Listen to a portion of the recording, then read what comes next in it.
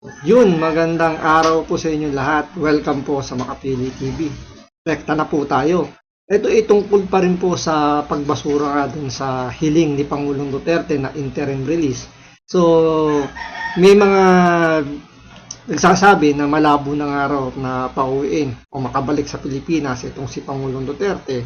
Or kahit nga yung interim release, medyo malabo na rin yan.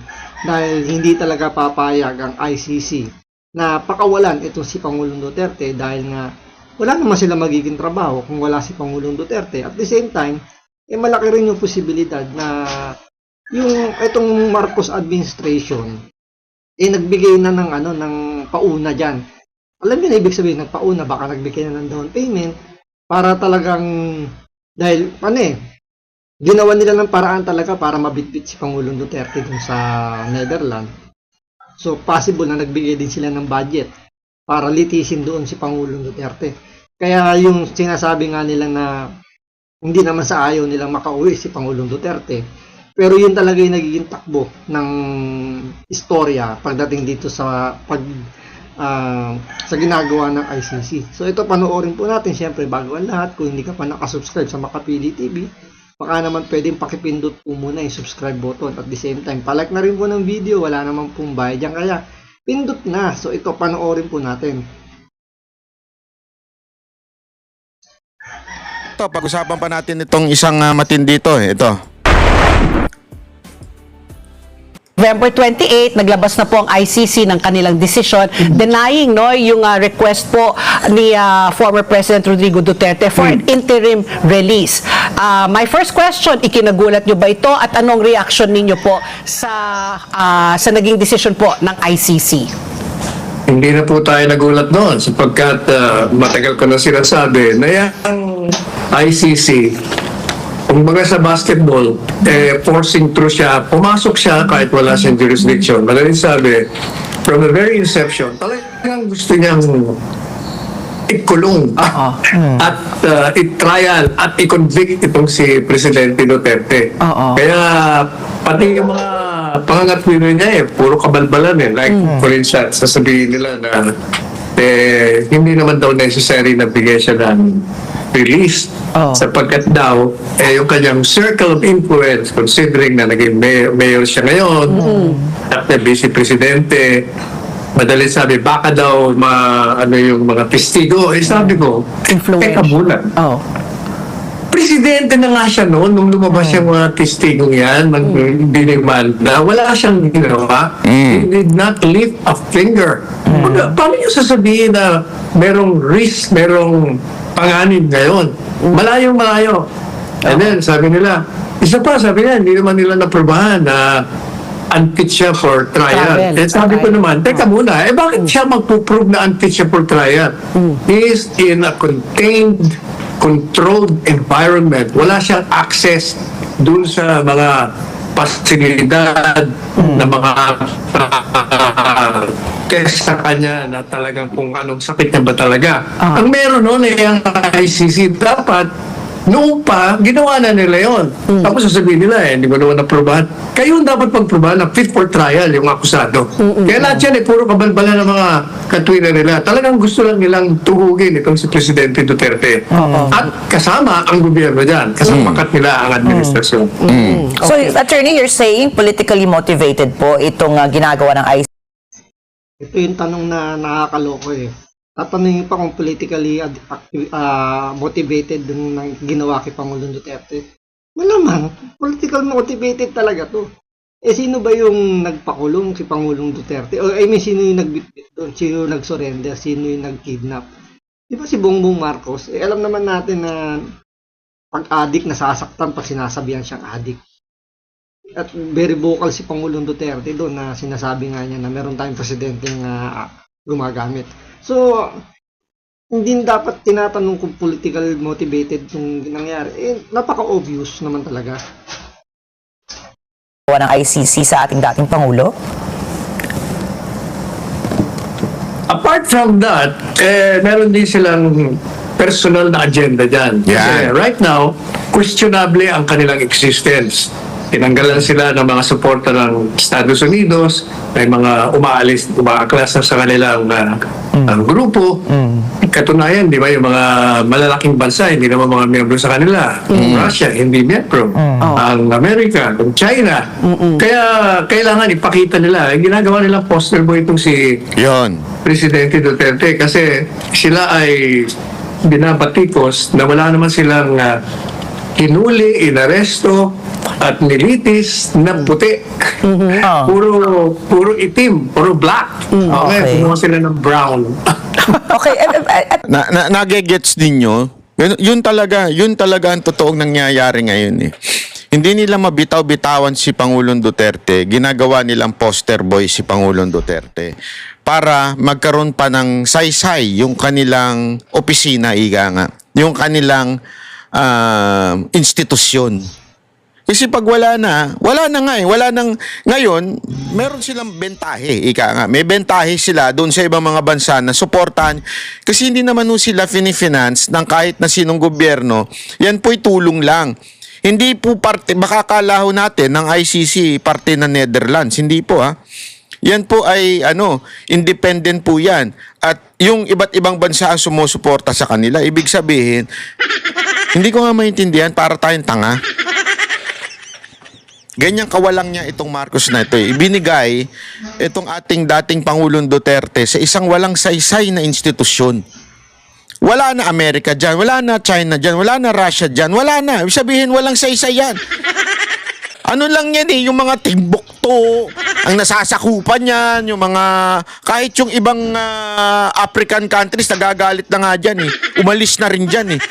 Eto lang tayo, para tayong tanga, na para bagang ang ginawa natin, nagpasakop tayo. Alam mo yon? Tayo yung kumalas sa Amerika, kumalas sa Espanyol, kumalas sa Japan, ito nung ating kasaysayan, para maging independent. Tapos ito tayo ngayon, magpapasakop tayo sa isang, hindi nga bansa, isang institusyon at sasabihin nasa ilalim nyo kami. Litisin nyo yung mga gumawa sa amin ng masama. Doon pa lang, grabing colonial mentality nating mga Pilipino.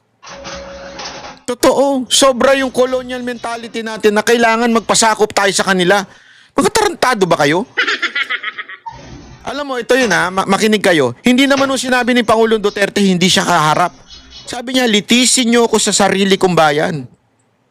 At ang pagkasabi niya pa nga nung bago siya maging presidente, naniniwala ako makukulong ako.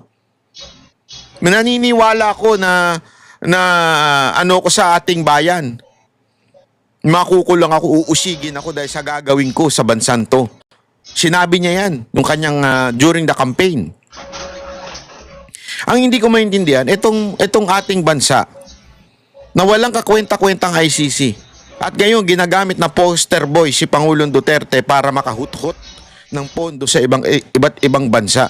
Sasabihin nila, meron pa kaming importansya dahil meron isang matinding akusadong naandi dito sa amin na si Rodrigo Roa Duterte na isang mamamatay tao. Inaakusahang mamamatay tao. Salbahin natin ang Pilipinas. Ganyan yung propaganda ng mga gago na yan eh.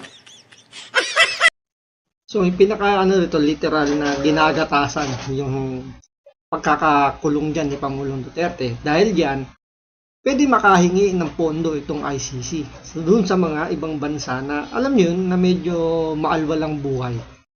Siyempre, di ba ngayon, tinanggalan sila ng budget yata ng Amerika or binawasan. Pero yung mga tao ng ICC, di ba, binigyan ng restriction ngayon ng US na hindi pwedeng tumapak sa anumang state ng US. So, dahil doon sa pondong hindi nila makukuha doon sa Amerika, possible ngayon makakuha sila sa ibang bansa dahil nga nandun si Pangulong Duterte. So, talagang gagatasan nila ng todo yan. At pangalawa, yung sinasabi nga na nagpasakop tayo, meron tayong sariling justice system. Although mabagal, alam naman natin talaga dahil sa sobrang lala ng korupsyon sa gobyerno, sobrang gulo ng Pilipinas, napakaraming kaso na hindi kaagad umuusan. Pero meron. meron pa rin tayo. Pero bakit hindi natin maintindihan, tulad ni Trillanes, sundalo, nanumpa sa watawat ng Pilipinas. Pero nung ginawa niya, pinagkaluluo niya yung kapwa niya Pilipino. Tanggalin natin yung pagiging presidente ni Pangulong Duterte. Pilipino yun eh, pinagkaluluo ng sundalo natin. Ganun ang utak ni Trillanes, utak parang utak sympathizer na ng NPA. Na samantalang dapat isa siya sa mga lumalaban sa mga sympathizer ng NPA. Pero ngayon, parang kapanalig na rin siya ng mga sympathizer ng NPA. Sorry pero gago talaga eh. Hindi ko maintindihan kung bakit kailangan natin magpasakop. Yung hustisya sa Pilipinas, ipinapasakop natin sa kanila. Ito'y insulto. Pasensya na po Supreme Court, sana po gumalaw na po kayo. Maawa po kayo, sir, mga ma'am. Ito ay insulto sa inyo. This is an insult to our Supreme Court. Ako may tiwala ako sa Supreme Court eh. Ako talagang nananalig ako na ang ating bansa ay may pag-asa dahil sa Supreme Court. Nananalig ako dyan. Nire-respeto ko yan. Hindi ako naniniwala na sila'y kontrolado dahil marami po sila dyan. Sila po yung mga honorable na pag nag-iisip pagdating mo sa mga kaso sa Pilipinas. Hindi po sila nai-impluwensya ng mga politiko. Ako naniniwala pa rin ako. Meron pa rin akong pag-asa na nasa Supreme Court yan Maaayos. Kaya nga ito'y isang insulto sa Supreme Court na ipadala ang ating, kahit sino pa yan. Kahit sino pang kriminal natin, kunwari assuming kriminal, ipapadala mo sa ibang bansa para usigin, katarantaduhan yun. Kahit kriminal pa yan. Ito nga, hindi nga ito kriminal Ito ay dating presidenteng nagpatupad lamang ng isang matinding paglaban sa droga. And yet, ginanito nyo. As a matter of fact, gumawa ako ng reels tungkol dyan at sinabi ko nga, dahil sa ginawa nyong yan, paano pagaganahan yung mga susunod na pangulo? Sasabihin nila, ano lang tayo, chill lang tayo. Bakit? Tangina, baka mamaya pag nanalo yung kalaban natin sa susunod, ipakulong tayo Padala tayo sa ICC. Good point yung sinabi ni Banat Bay Paano na? Halimbawa, after ni Vice President Sara Duterte, mahina ang loob ang ilalagay na presidente. Paano pagagawa ng tama yun kung alam niya na after niyang manungkulan, after niyang labanan yung mga durugista, mga oligarch, mga drug lord, siya naman yung dadalhin doon sa ibang bansa para usigin. So, mawawala na yung drive niya na tulungan yung gobyerno, yung kababayan natin, itong Pilipinas, na may ahon yung ating kabuhayan o yung sistema natin. Dahil takot na. So, ganyan yung mangyayari. Kaya nga sabi ni Banat Bay dito, napakaganda Sana maramdaman, magising yung ating Supreme Court na, alam niyo yun, binabastos na sila harap-harapan ng mga taong dating nasa gobyerno. Yung mga abogadong, alam niyo yun, yung mga abogadong dapat sumasang-ayon dun sa Supreme Court dahil under sila ng Supreme Court. Pero yet, sila yun ang babastos sa Supreme Court na sinasabing walang, kumbaga, hindi kaya ng Supreme Court na patakbuhin ng justisya dito sa ating bayan, kaya dinadala lang sa ibang bansa. So parang sinasabi, tamad ang Supreme Court, walang kwenta, kaya dali na lang sa atin sa ibang bansa yung mga may kaso. So hindi natin may aalis na malay nyo, after ni Bongbong Marcos, siya naman yung magbakasyon sa ibang bansa. Abangan natin yan. So maraming salamat po sa panonood. Ingat po kayo lagi. God bless.